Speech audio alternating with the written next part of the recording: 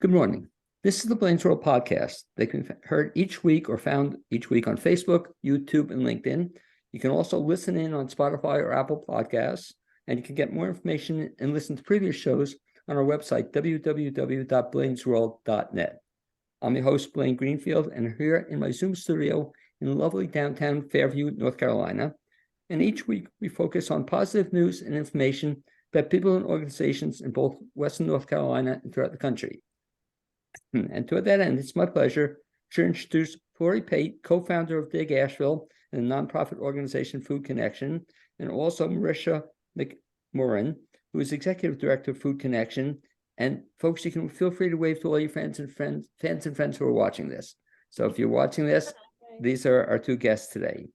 I should mention that Flori Pate is currently working as managing partner and creative director at Dig Local, and also is the co-founder and leader of community engagement at the nonprofit Food Connection. She is a dedicated individual who recognizes the dire situation of food insecurity here in Western North Carolina. She's worked tirelessly in helping bring nourishing food to those in need every day of the year. Marisha MacMorran is the executive director of Food Connection. She's been involved with the organization since its inception in 2015, when she came on board as a second food donor partner.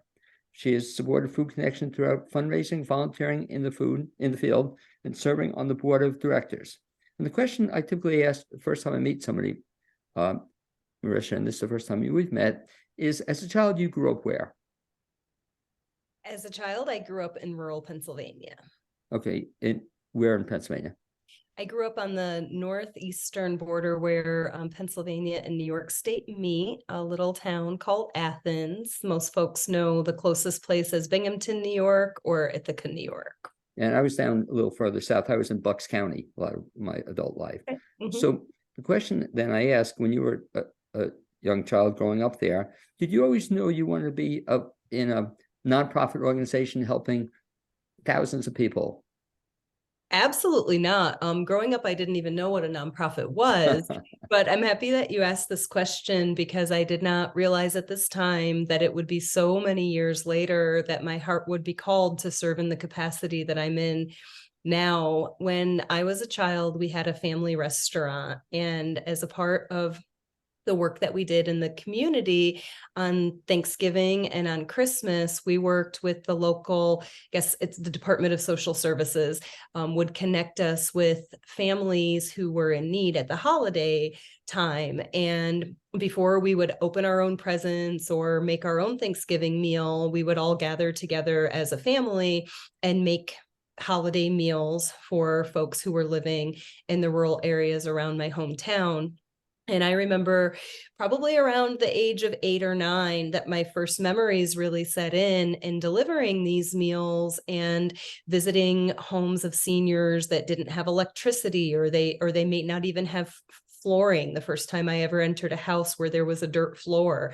And that was my first experience with extreme poverty, and that really stuck with me. It was the first time that I learned that not everybody had the same privilege that I had in just having enough food to eat. So many years later, when I got that first phone call from Flori as the founder of Food Connection, and I was working with a catering company, and she asked about having food to donate, and I learned about what her mission was in launching Food Connection. It just spoke so deeply and kind of took me back to that time where I realized that there were so many folks who were struggling in ways that wasn't my own experience on a day-to-day basis. If you would kind of fill in the gap then. So 9-year-old, you're volunteering with your folks, very nice.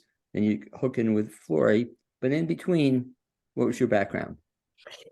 Well, I went to Penn State University and I studied English and philosophy, and serendipitously, when it was time for me to leave the nest, so to speak, or to come into my own, I wound up in Asheville, North Carolina. And for many years, I went back and forth between business jobs, marketing jobs. I worked for a resort company, and then also, like so many people my age at that time, filled in the gaps by working in food service. And that's also, the experience that I bring from my childhood, having a family restaurant.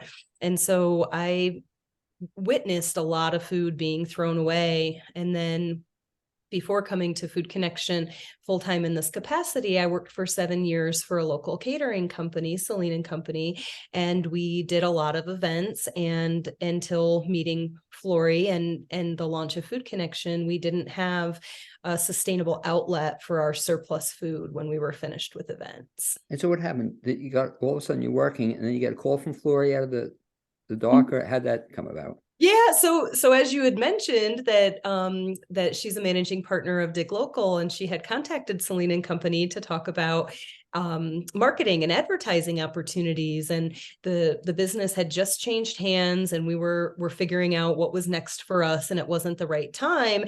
And before we hung up, Flori said, and this was the first time I ever heard Flori's voice, I will never forget. She said, "Hang on, I just have one more question." And sounds like Flori. Yeah. And she said, "Is there ever a time that you have food left over from events?" And I said, "Well, yeah, of course we do." And she said, "And what do you do with that food?"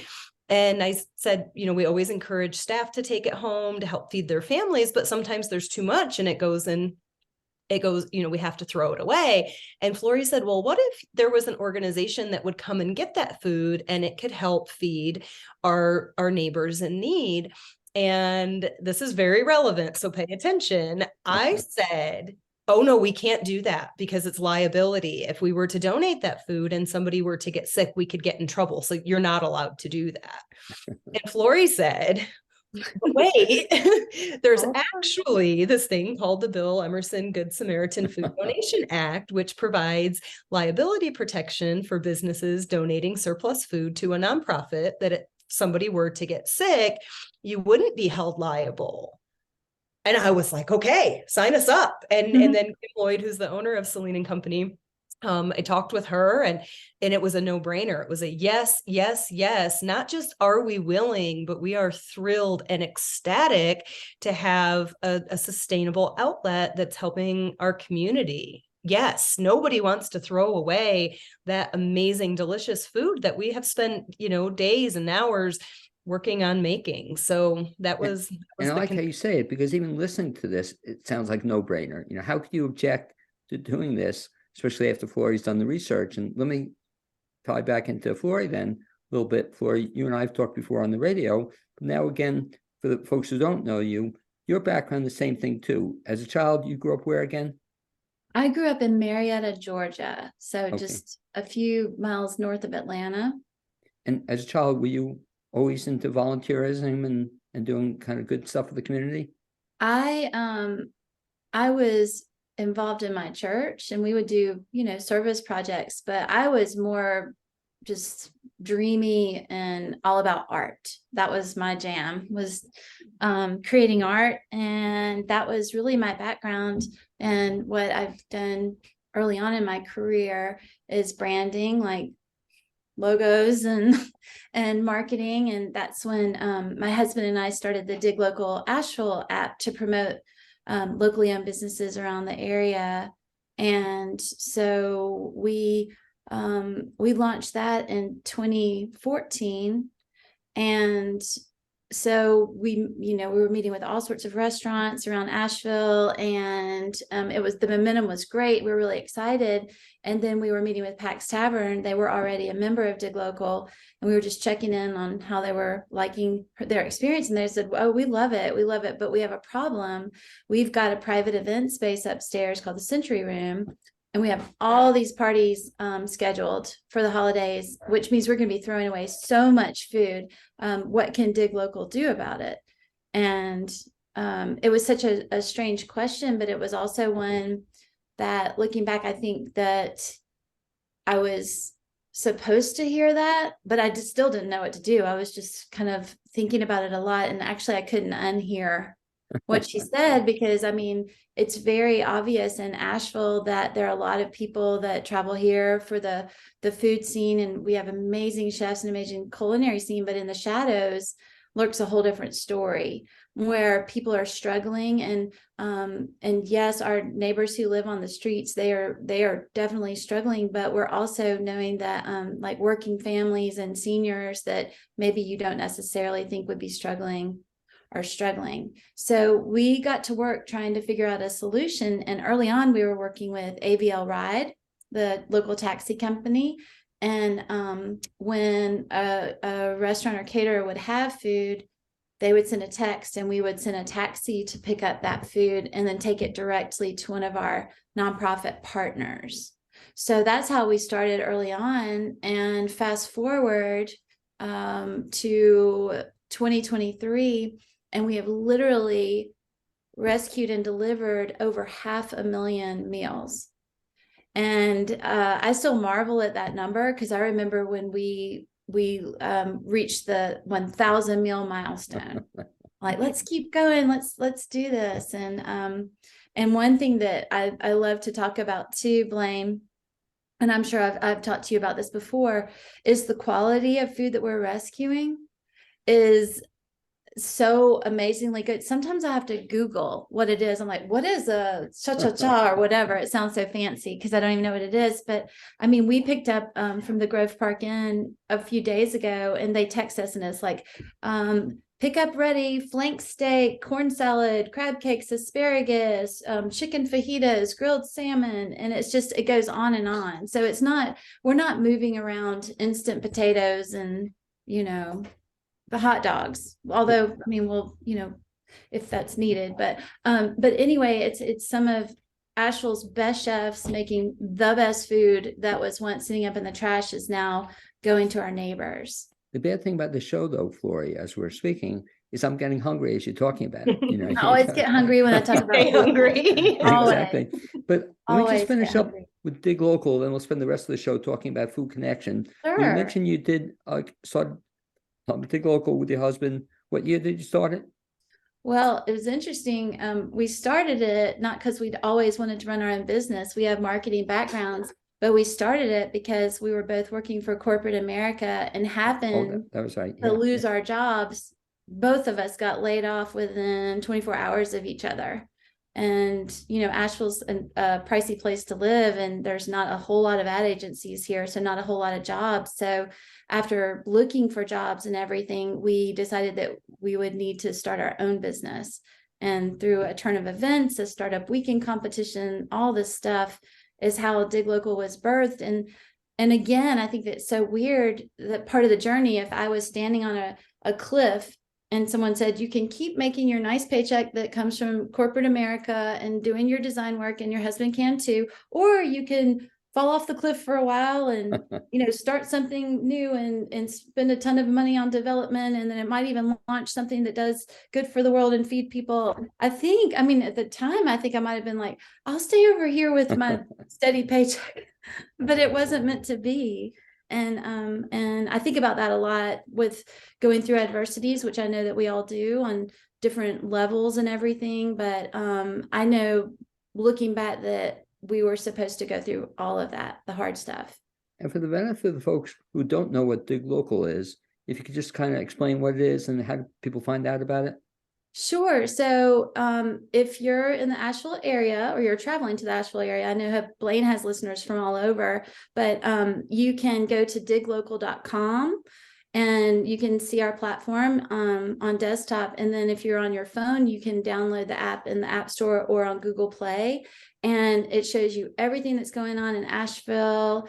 You can sort by categories and you can filter down, drill down. You can even now make your own profile like on Facebook and create your list of Asheville recommendations and share those with your friends.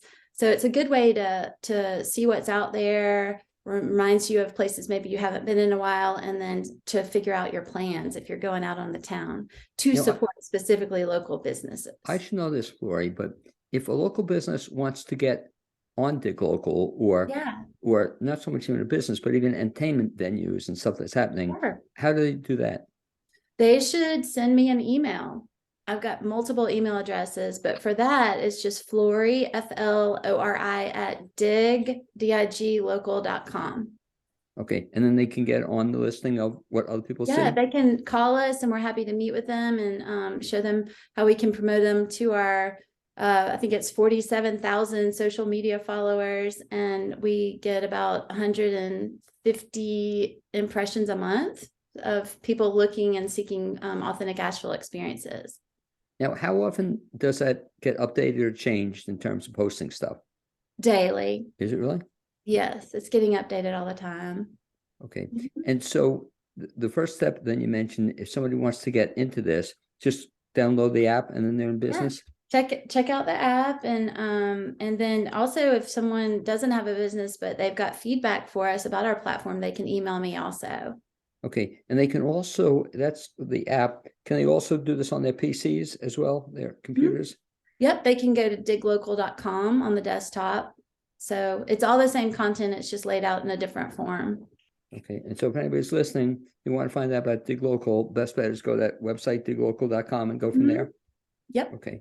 And so you've been doing this a bunch of years. Then all of a sudden, I love how you told the story of the food connection. So you just got this idea, and how did that become a reality after you heard about it? You just said you're going to do it the next day? Kind of. I mean, No, sort of, yes. If anybody knows me, I don't love meetings. And so I think if the process had been, okay, now we need to form a committee and we need to talk about all the things we need to be worried about and all of that, that it probably wouldn't have happened. But I met with my church, Grace Covenant Presbyterian Church, who has the huge community garden next to McDonald's on Merriman. And a couple of people from the church, we sat down, we started figuring it out. We got Mary from Pax Tavern in. She said, we're having a party tomorrow night. Woody from AVL Ride said, well, we've got drivers 24/7. It's like, well, and Be Loved Asheville needs food. So let's make the connections. And then we were off and running. I was going to ask that, and I'll have the both of you talk a little bit about this. But Marisha, so what is it that you find out that someplace has food available and then you get it picked up? Is that how it works? Yeah, so I think this is a good time to kind of share about our evolution over the last few years and through the pandemic especially. So pre-pandemic, and how Food Connection was founded is that one of our food donor partners like Pax Tavern, or the Omni Grove Park Inn, or UNC Asheville would find themselves with surplus delicious food and they would text Food Connection and text AVL Ride, and it would be more of a logistics connecting from point A to point B, where that food would get picked up and distributed to Be Loved Asheville or the Salvation Army or the Western Carolina Rescue Mission. And we primarily supported agency partners who were already feeding the folks in the community. And they would take that food and it would help to offset their food budget, because then they could reheat and serve this amazing, delicious food to the community. And then when the pandemic shut everything down in March of 2020, rescued food slowed to a trickle, with the exception of a few of our donor partners like Deerfield Episcopal Retirement Community and Givens Highland Farms, who were still feeding folks. Unlike restaurants and catering companies and destination weddings and all of those things had stopped.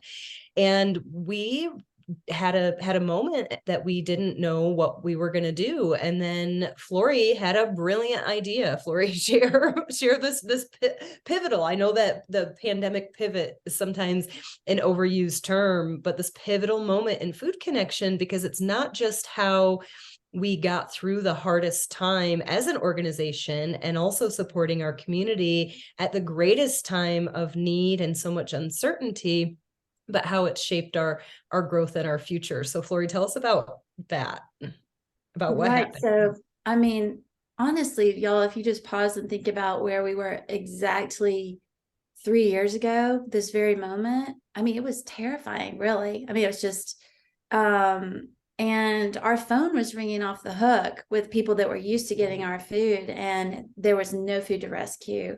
I mean, you think about all of the parties and conferences that were scheduled at some of our large places like the Grove Park Inn. I mean, there was nothing. And so we couldn't even comprehend not doing anything. So I went on our website and I built a shopping cart feature where people could purchase a meal to go to their neighbors in need. And then we could hire furloughed chefs to make the meals, so it would get some people back in the kitchen. And then we would get the meals and And so then we were working with Wicked Weed, and they were making meals for us. Actually, they were doing this before we started, I think, the shopping cart feature. And then some angel out there in cyberspace saw some social media posts. That's why you never know who's out there listening. I'm always grateful. But and they sent us a check for $200,000. Wow. Which, you know, we're lean, we're small, and that was a huge amount of money for us. And they said, this is to be used for the chef meal program. Now let's see what you can do.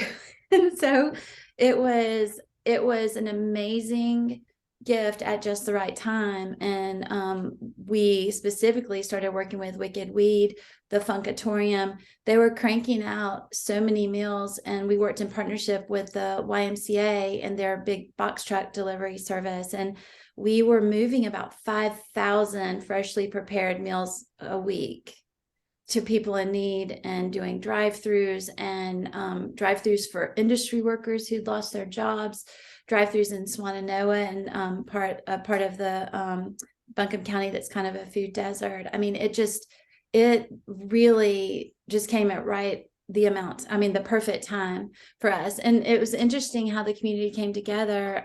We were getting some food donations from some of the big food suppliers who also were getting backed up on their food. And then a few times we had Sunburst Trout Farm trout fillets with couscous and a beautiful pickled something and salad. And it was because the trout were getting so big at the trout farm because no restaurants were buying them. So they were just giving them to us, and we were able to feed our neighbors with those. So that's what I mean about the food connection. It's so much more than just what we do. It's people in all parts of the community that support our work. The amazing thing about Food Connection, just having you listening to both of you, gets me thinking about, considerably from when you began and where you are now, that in the beginning, did either of you, two of you, were involved in picking up the food and distributing it? Were you driving around and getting food? That would be me in my minivan. I can just see it.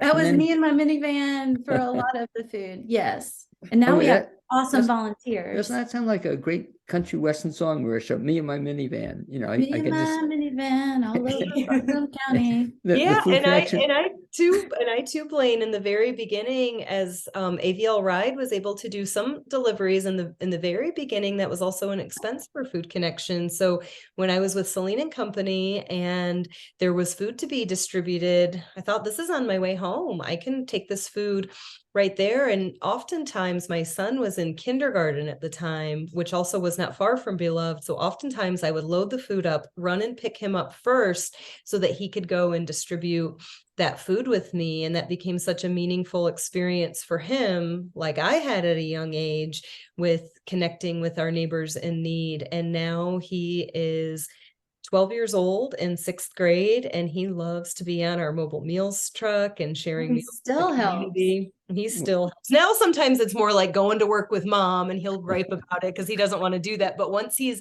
there and connecting with people and seeing the joy and the relief that it brings folks from sharing this amazing food, he always leaves our meal distributions just so happy. Talk about something else in terms of delivering the meals, Marisha, and you've come a long way on this as well, but you now have a truck, right? That a special kind of truck that does the deliveries. Yeah. So kind of to circle back to, we've got pre-pandemic, and then we've got the pandemic, and then we've got this like really long post lingering pandemic area.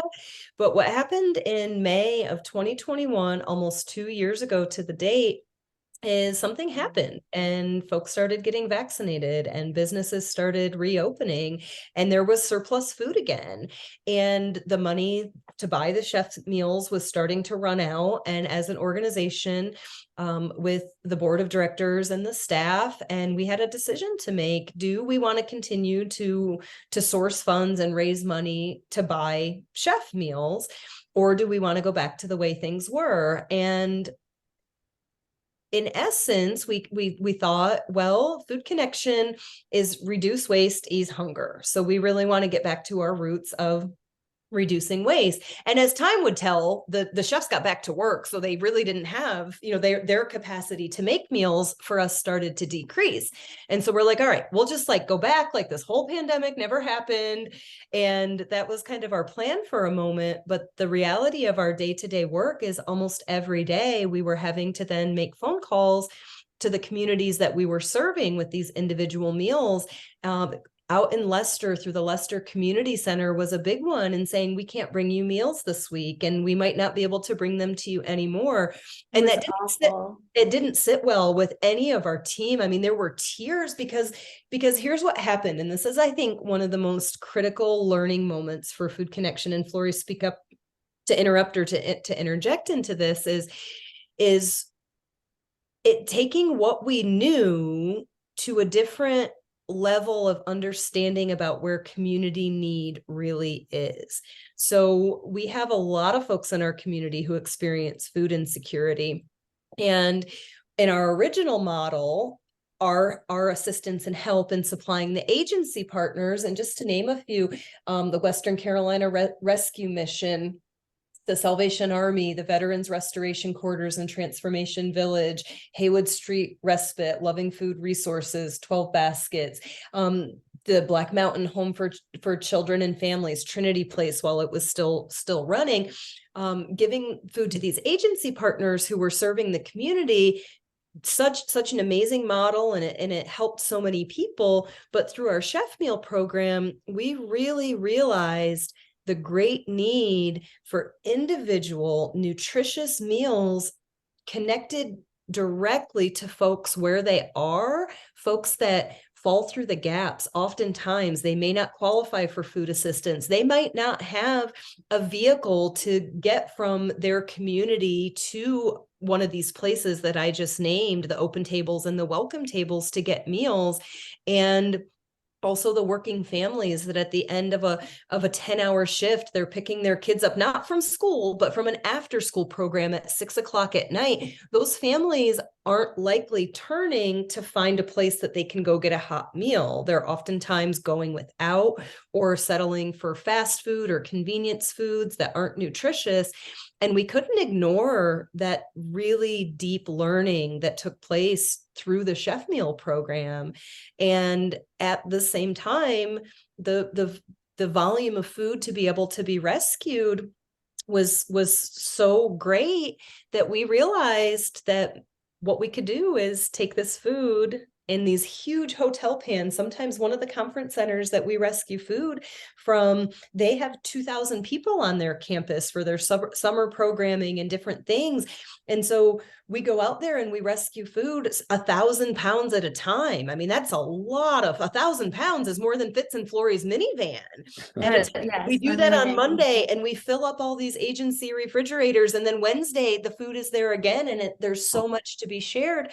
So we launched a pilot program in July of 2021 to see if it was sustainable for us to repackage this rescued food into individually packaged, nutritionally balanced heat and serve meals with a protein like pulled pork from Luella's or 12 Bones, with garlicky roasted green beans from the Grove Park Inn and gourmet mashed potatoes, and make these into a meal and resume the chef meal model, but with rescued food. And it was a huge success, and Mobile Meals was born. And today we are right now we're about 750 individual meals per week with our mobile meals truck, and that number just continues to grow. And we are connecting those meals to members of the community through affordable after school programs, early learning centers, directly into communities and neighborhoods. And then we have been able to successfully continue, I don't even know what the week count is, Flori, now, the Swannanoa curbside drive-through. Over 200. Over 200 distributions or 200 weeks. No, the meals. I know how many meals. I know those numbers. We've been doing it every Saturday since 2020, since probably April of 2020. That So we haven't missed a Saturday, not even Christmas Eve this year when it was 6 that's degrees. right. We It were was so there and we cold. handed out 220 meals on Christmas Eve. It leads to a question I wanted to ask Flori, though. There seems to be, in addition, kind of a big logistical, situation, meaning how do you mesh up all the requests with the people, with the food you have? Like everybody's wanting some of this, I guess. How do you determine Right. who gets and what quantities? There are a lot of logistics involved in our meal distributions. So, and I appreciate the question, Blaine, because some people, like when we're fundraising, which we're doing, of course, all the time to make this happen and to get the food to our neighbors who need it. But some people are like, well, why do you need any money? You're getting your food for free.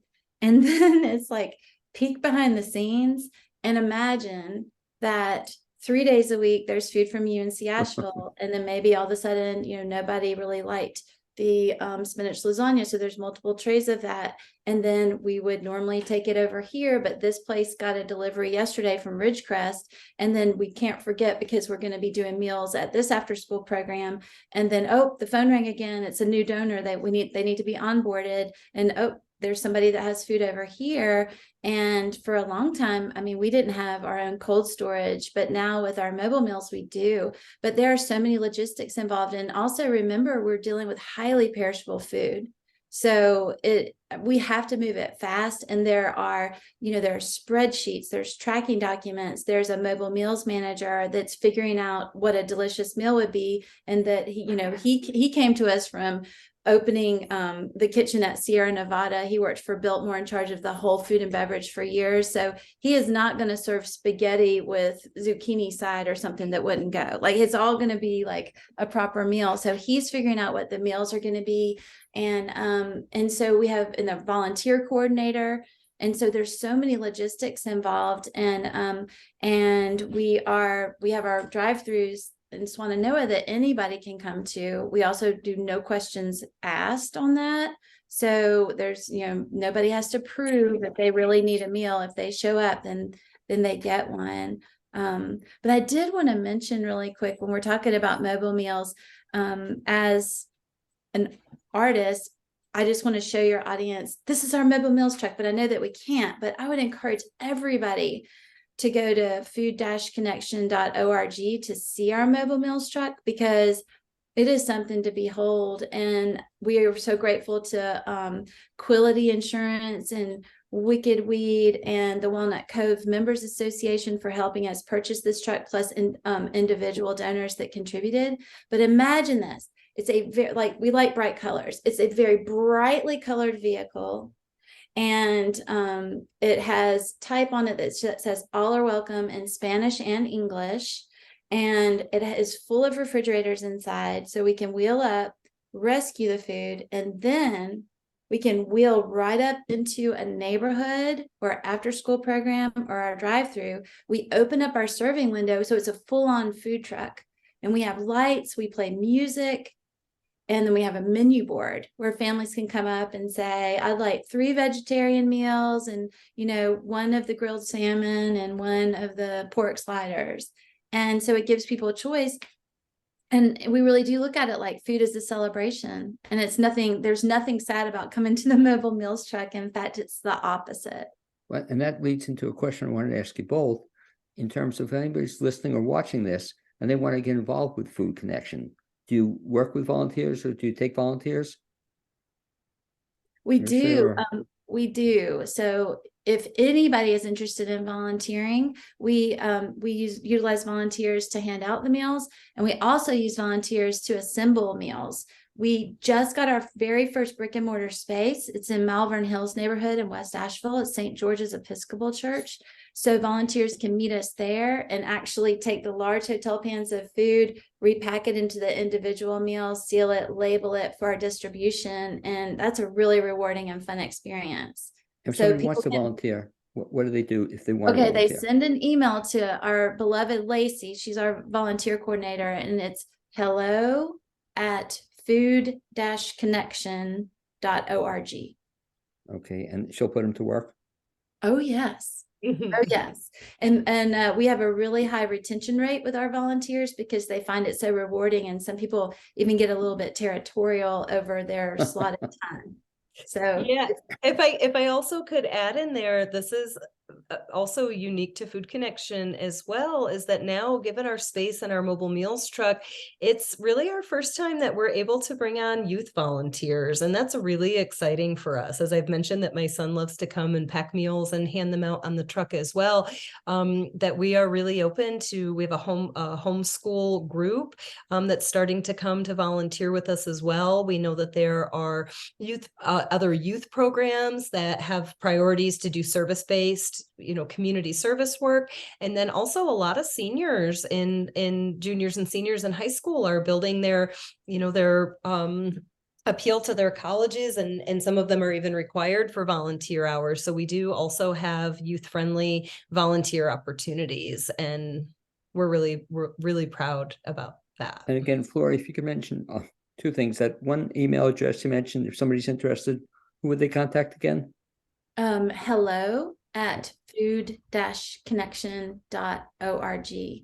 And we also have a lot of people that are busy in their lives and they can't necessarily roll up their sleeves and pack meals, but they still want to be part of the team by supporting us. And we are just starting and kicking off this supporting sustaining campaign, where if you commit to just giving Food Connection $10 a month for 1 year, we will deliver over $1,200 worth of food to our neighbors. So that's just for $10 a month, a recurring donation. And you can do that at food-connection.org. And we would absolutely love that. There may even be a t-shirt in your future if you sign up to be a sustaining donor at the $10 level, or of course higher. We won't reject you for doing a higher. It was designed by somebody we know who designed the t-shirt or the sweatshirt. Sure. Yes. Somebody that we know, me. Okay. And two last questions, but I heard about two other things you folks are involved in. One is a specific event. I love the title of it. Taste it, don't waste it. What's that? So it's an event that's going to take place at the Mule. I don't know if you all or your listeners have been there, but it's Devil's Foot Beverage Company. It's their warehouse, but they've also created a really cool bar there. But it's more, they have cocktails, but they also have mostly mocktails and stuff. And so on Sunday, April the 30th, from 2 to 4, we're going to have Chef Stephen Goff, DJ's Pickles, and I'm so sorry that a couple of the other chefs' names have left me, but they're going to be preparing food for us all to sample from food that would otherwise have been thrown away. So that explains the pickling part too. You can pickle some stuff that you wouldn't think you could eat, and it's delicious. So you can come. Yeah, that's coming up soon. And there's going to be live music and the mocktail sampling, and it's family friendly. And we are planning on having our food truck there, our mobile meals truck, for people to tour. And then there's one other thing I wanted to ask you about. Again, it's I don't know what month it is. Stop Food Waste Month. Is that coming up, or is that right now? Well, we're actually closing that out. That's the month of April. Okay. And the city of Asheville has proclaimed April as Food Waste Reduction Month this is the 3rd year. So we're super excited that the city is recognizing that food waste is a really big issue, and they're paying attention, and they're actually honoring it by making April the Food Waste Reduction Month. Very nice. Well, anyway, I'd just like to thank both you and Flori Pate and Marisha MacMorran with Food Connection for giving all this information about Food Connection. But you have to make a promise to me so that when we get to 1 million, meals, or maybe, maybe even 600,000, we'll have you on the show again. Okay. So, yes, and with Marisha running the show, that's probably going to happen sooner than you can blink an eye at. We have such a great team. It is all of us, and then of course our volunteers, and as Flori said, our sustaining sponsors that help us keep this food moving and connecting from where there is too much to where there is not enough. And what I love about speaking to the both of you is just your enthusiasm in this. It's just ever since I met Flori, it's just good work you're doing. So thank you. Just appreciate everything you do. Well, thanks, Blaine, and thank you for helping us get the word out about it. Okay. Anytime, anywhere, any place, you know how to reach me. Thanks, guys. All right. Thanks. Thanks, Blaine.